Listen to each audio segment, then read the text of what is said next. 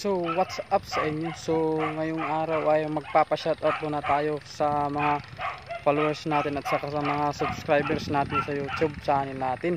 So ka Fidis Treasure, shoutout po sa inyo from Manila, Bulacan. So ayan, shoutout po sa inyo sa Bulacan. Maraming salamat po sa panonood ng mga vlogs natin. So at saka Winsil Diaz from Matho. Ayan, shout out sa Matho diyan.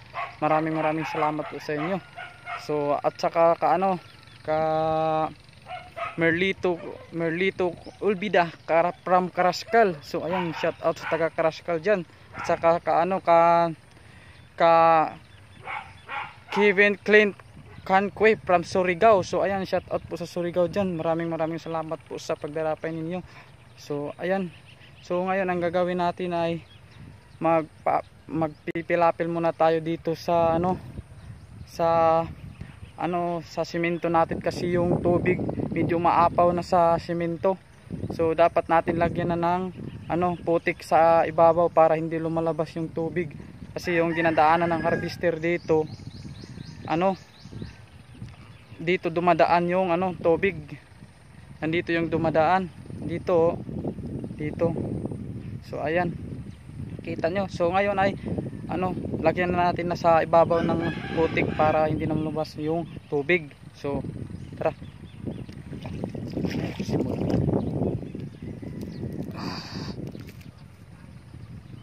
so ayan.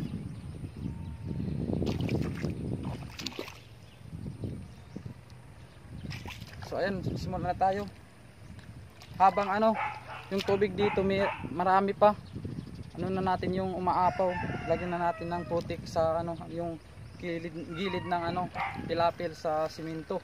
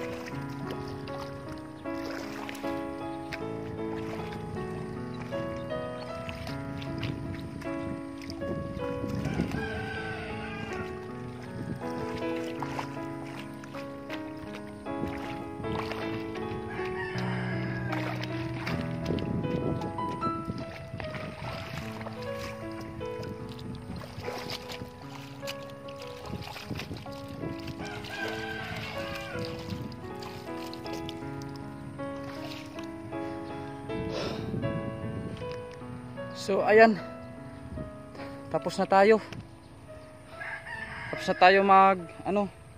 tilapil. So paki-support na lang po sa Facebook page natin, paki-like and follow and share na lang po sa Facebook page natin, at saka sa YouTube channel natin paki-subscribe naman para updated kayo sa mga vlogs natin. So maraming salamat po sa inyo, lalong na sa mga followers ko at saka subscribers ko sa YouTube channel. Sana mabuhay kayo. So ayan, dito sa susunod na araw ipabubungkal na natin yung itong kahon. So ayan.